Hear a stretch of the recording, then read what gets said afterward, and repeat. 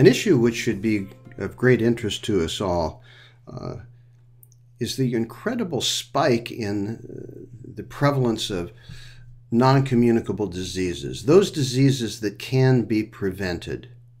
It is these diseases like cancer, heart disease, stroke, that are most worrying because they reflect not simply a health problem, a physical health problem, but also a problem in the way that we think about health and the way that we live our lives on an everyday basis.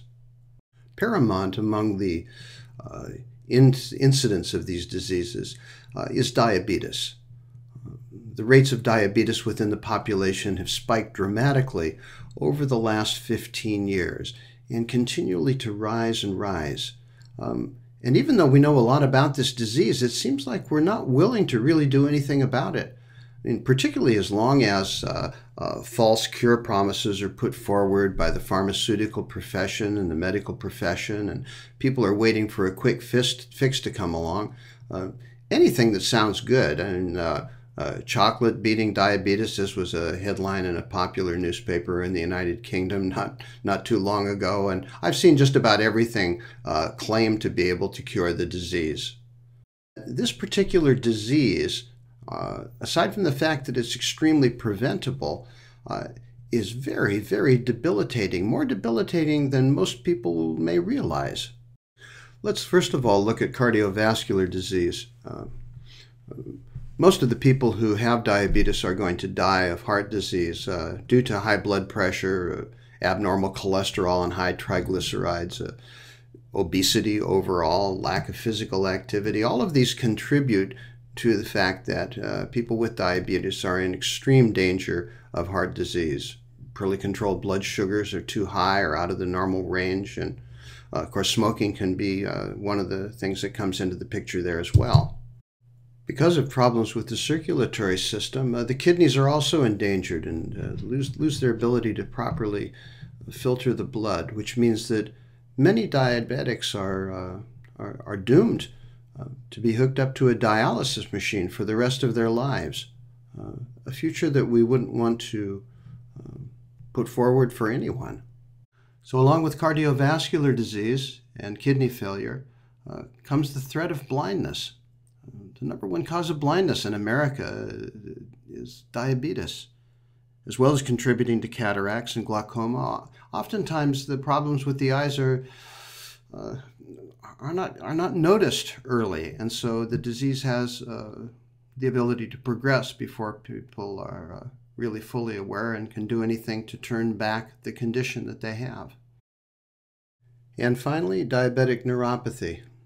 The most common cause of amputations is diabetes. Everywhere in the world, this is true, and some countries more than others. We tout now the fact that not as many people have amputations, particularly in America, than in other countries, but worldwide, as this epidemic spreads, more and more people that don't have access to good health care will end up having amputations. Every second, a limb is lost here in the world. Actually, 65,000 amputations in the USA that are due to diabetes. So we ask ourselves, why isn't anything done? And one of the reasons it comes up, and must come up, first and foremost, is the fact that diabetes is a huge money machine. $245 billion a year in America alone. Boy, that's a lot of money. That's a lot of drugs. That's a lot of hospital stays. Those are a lot of amputations. This is an incredible disservice to everyone that nothing is being done about it, and we have to look at the fact that there's a vested interest in keeping this disease up and running. If that weren't true, something would be done. Dramatic moves would be made to alter behavior. Good laws would be passed so that we could at least save the children. What we see from the medical community and also the alternative medical community are the usual smoke and mirrors that we've been used to with cancer and other diseases. And that is that we want to study it more so that we can finalize exactly what it is. Is the problem sugar? Is the problem fat? Is it a problem with the pancreas right? Or is it, in fact, not a problem with the pancreas? It is a problem with the liver. You see, these things come up and the confusion gets created, and in that confusion, nothing changes because we can't seem to find the exact, precise, secret bullet to kill this thing that's killing us. This is a very convenient strategy which we fall into. And then we talk about managing the disease. Well, most people confuse management with diabetes with cure. There's no cure involved at all. Managing it means exactly that, slowing it down, just slowing it down. And if you know that it can be slowed down, well then why really do anything? Because that's what happens is people say, oh, okay, I'll just kind of go along with the things that I'm doing, even if I'm obese, even if I have all the danger signs. This little quote by the chair of the Department of Nutrition at Harvard University is very apt. Apart from lung cancer, there's no other disease that can be almost eliminated with simple lifestyle changes. Primary to these lifestyle changes means altering the consumption of high-fat, low-nutrient value foods, in particular the combination of sugar and fat together, which dominates the fast food and processed food scene in America. And when we see these high-fat, high-sugar foods introduced anywhere around the world, what happens is we see the obesity rates go up and we see the diabetes rates coming right in after it. So no matter where you are in the world, Micronesia and the Pacific Islands, Saudi Arabia, Qatar, India, it doesn't make any difference. When those foods become introduced into the population, what happens is you have this huge wave of diabetes and this huge wave of obesity. The correlation here is not ambiguous. This is a direct and profound correlation between the kind of foods that have been developed in America and even idealized in America and their consumption throughout the world. This has to change. What is even worse is that we allow this food to be directly marketed to children. Look at this. Among Caucasian youngsters born after 2000, 30% of them will have diabetes in their lifetime. And if you're Latino or African American, it's going to be 50% of your children will have diabetes. And nobody is going to do anything about it. And we even look at fast foods as a treat. We want to take the kids out and, okay, we'll go out and have a little treat. The problem, of course, is that it's not just a little treat.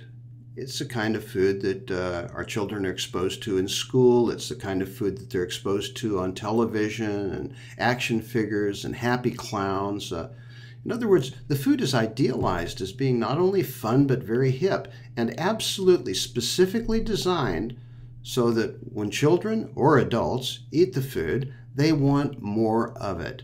It pushes all the right buttons. It clicks all the right chemical switches in the body to make you overeat. Not only overeat, but overeat the worst kind of food that's ever been created on the face of the planet. Since none of this is news, we might think, well, it might be time for the government to step in and establish some good dietary guidelines and to make the food companies toe the line. Can we expect that? Absolutely not. The food companies are just thugs, just like any other corporate entities, motivated totally by greed, with absolutely no regard for the human health implications of their products. This is my fantasy meeting of food executives from around the world getting together and figuring out how they can make their products nice and healthy. You could advertise that seminar and throw in a free lunch and the room would be exactly like this, totally empty. And we would really expect the medical profession to show up on this one. I mean, after all, they've had this information for a long, long time. It's sitting right there in their filing cabinet, or more likely in their waste paper basket. And what do they say? Well, they say it's a lifestyle issue without ever clearly identifying to people or forcefully communicating what those lifestyles might be. They do come up with other possibilities, though. Here in the United Kingdom, they've recently made some steps to lower the qualifications for stomach reduction surgery to help with the obesity problem, because it would be more effective to just cut out a portion of somebody's stomach. Or according to an article in the British Medical Journal recently, some doctors are actually starting to complain because there's a classification called pre-diabetic, which doesn't really even exist and only means that there'll be more drugs prescribed. What we really need is a bold second opinion, and a few brave doctors are stepping forward in this regard. And when they do step forward, it's amazing how simple the advice is. And it's so clear and so self-evident. We need to stop eating junk food, eat a plant-based diet, and move our bodies, because it's a good diet and exercise which can not only stop the progression of diabetes, but in most cases, reverse the disease completely. Over the years, many of us who are using a plant-based approach to nutrition and a whole foods diet have seen thousands, tens of thousands of people safely and easily reverse their diabetes. It is not a difficult disease to turn around. Sometimes there are problems that are too important to be handled by bureaucracies, and this is one of them. We can all make the change if we keep the conversation alive. I want to suggest, if you have a family member or a friend who is obese or been told that they're pre-diabetic or diabetic, that you pass on this little clip to them, because it's the right thing to do. This has been a presentation of the Human Ecology Project, Eating as if Life Matters.